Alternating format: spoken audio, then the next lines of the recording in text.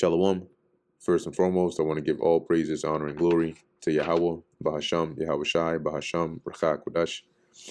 Double honors to the elders and the apostles of Great Millstone, and peace and blessings to the elect.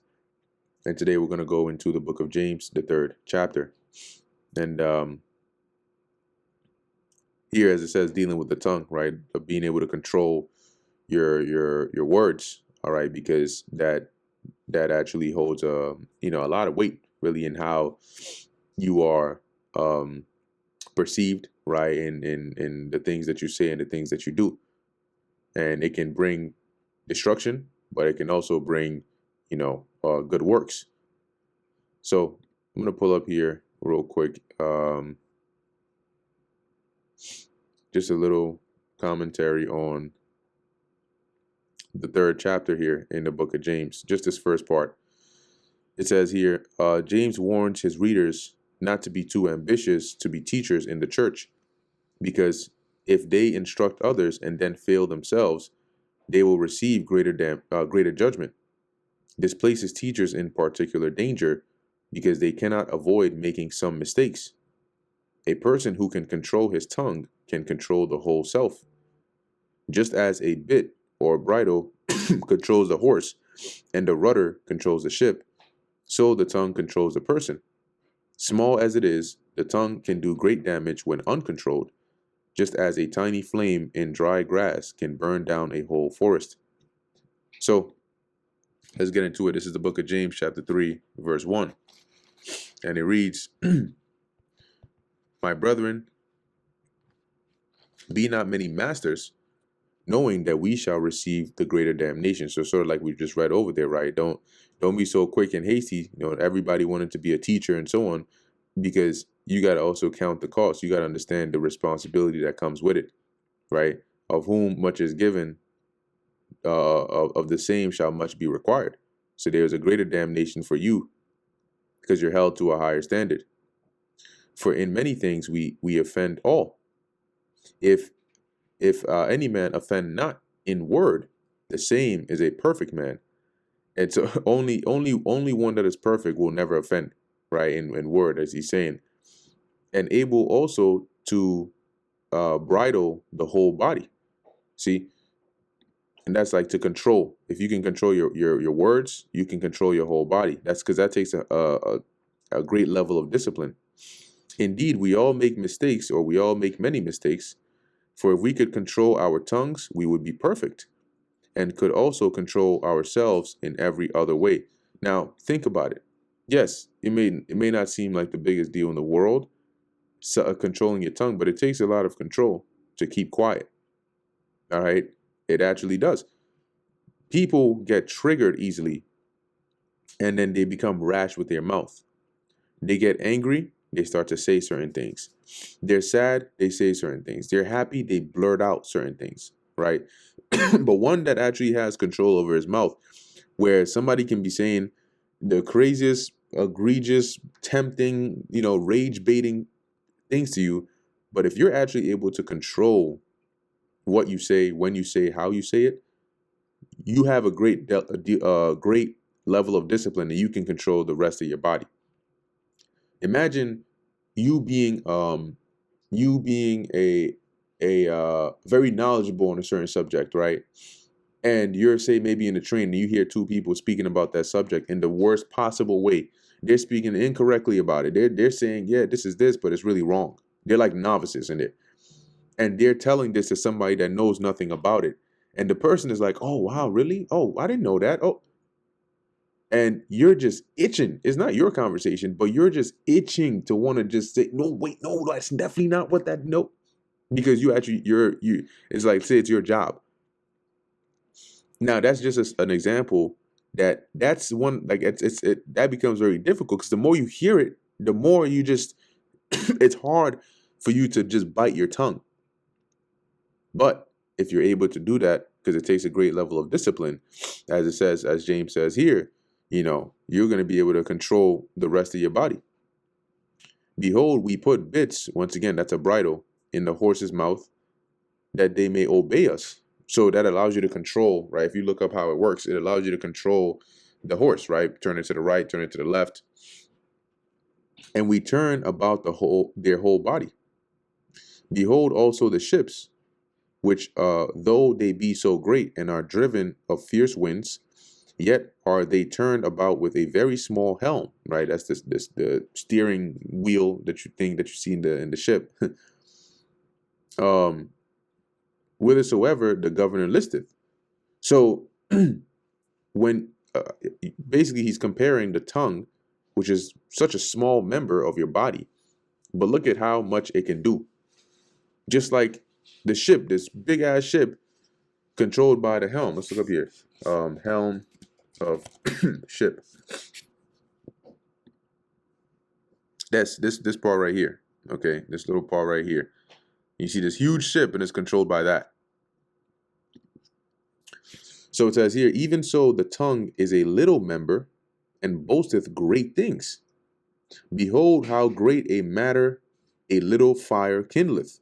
So the tongue is likened on to like how a small fire, small like it says spark, can burn down a forest. It says in the same way the tongue is a small thing that makes grand speeches, but a tiny spark can set a great forest on fire. All it takes is to say the wrong thing. You can start a war by saying the wrong thing. It says, and the tongue is a fire, a world of iniquity, right? If uncontrolled, that tongue or it's not, it's mainly because, use your tongue to talk, right? Whenever you speak, your tongue is always moving. So the tongue is representing your words. And so it says here, a world of iniquity, so is the tongue among our members, that it defileth the whole body. Remember what Yahushua said, it's not what goeth into a man, but what cometh out of him that defileth a man. Because the things that come out of you come from the mind, right? Adulteries and murders and all these different things. What is the entrance way of it to come out? The mouth, right? And then your actions. But as he's saying here, it defiles the whole body. So there are things that you can say, that completely, affect you as a whole, how you're perceived, how others look at you, and can do a lot of damage with just a few words. They say like dark psychology or manipulation, with words is one of the most dangerous things that somebody can have or do, because it can literally ruin people's lives. Manipulation is mainly through words. Not only, but mainly.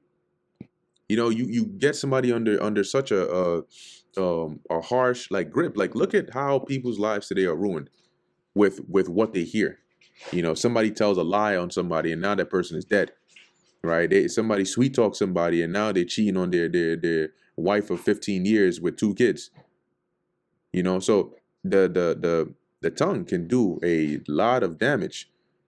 Somebody can convince you using their tongue, their words, and have you jeopardize your salvation. And now they've overthrown. How do you think people's faith, people's minds were turned from the truth? Whole houses were subverted with the what? With the tongue. It says here, and setteth on fire the course of nature, and it is set on fire of hell. Now, when it says that it is set on fire of hell, it's saying like the kind of fire set by the tongue, right? If uncontrolled, is like fire straight from hell. Like that's how that's how dangerous, okay, it is. So James is saying here, like, yo, knowing the power and the danger of the words that come out of your mouth, be very careful in what you say and how you say it. For every kind of beast and of birds and of serpents and of things in the sea is tamed and hath been tamed of mankind. Man is able to tame different animals, freaking taming a lion, a tiger, an elephant. Like, they're taming all kinds of animals, serpents, right? Doing all these tricks with them. If you go to those little shows, you'll see like they tame, killer whales, orcas, dolphins, all these different creatures. As it says, man has been able to tame, but the tongue can no man tame. Would you look at that? It is an unruly evil, full of deadly poison. Now, James is warning of the dangers of the tongue, because the tongue can also be used for good. We use the tongue for good, to preach and spread the gospel and spread the word. It says here, but no one can tame the tongue. It is restless and evil, full of deadly poison. Therewith we bless God. With the same tongue, with the same mouth, you bless the Lord, even the Father, and therewith we curse men, which are made after the similitude of God. Like they say, in the world, if you say something foul, they say, do you kiss your mother with that mouth? It's like, damn, the same mouth you use to show, affection, you're using to also show malice. It says so James is saying here, right, with the same tongue, with the same mouth that we bless the Lord, you also curse men. With the same mouth that proceedeth good also proceeds evil. Men who are made after the similitude of God, right, made in the image of God. Out of the same mouth proceedeth blessing and cursing. My brethren, these things ought not to be so. So don't, use your words wisely, and let them mirror the faith that you walk in, right? Not the deeds of the world or of the flesh. Doth a fountain send forth at the same place sweet water and bitter?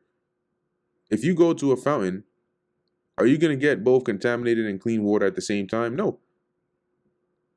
Can the fig tree, my brethren, bear olive berries?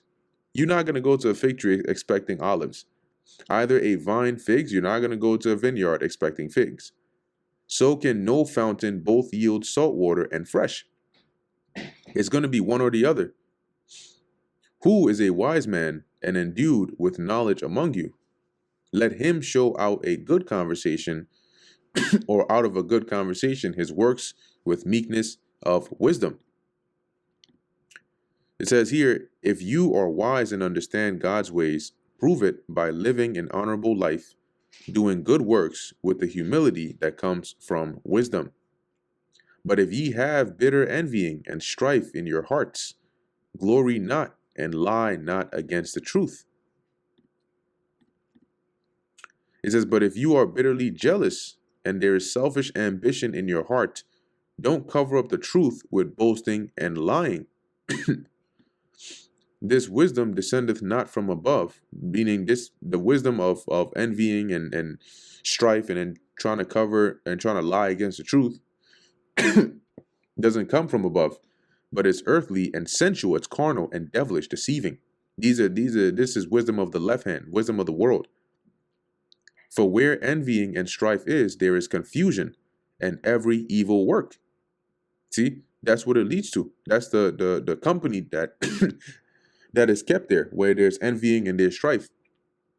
Of that comes evil work and confusion. But the wisdom that is from above is first pure, then peaceable, gentle, and easy to be entreated. Let's look at that word, entreated.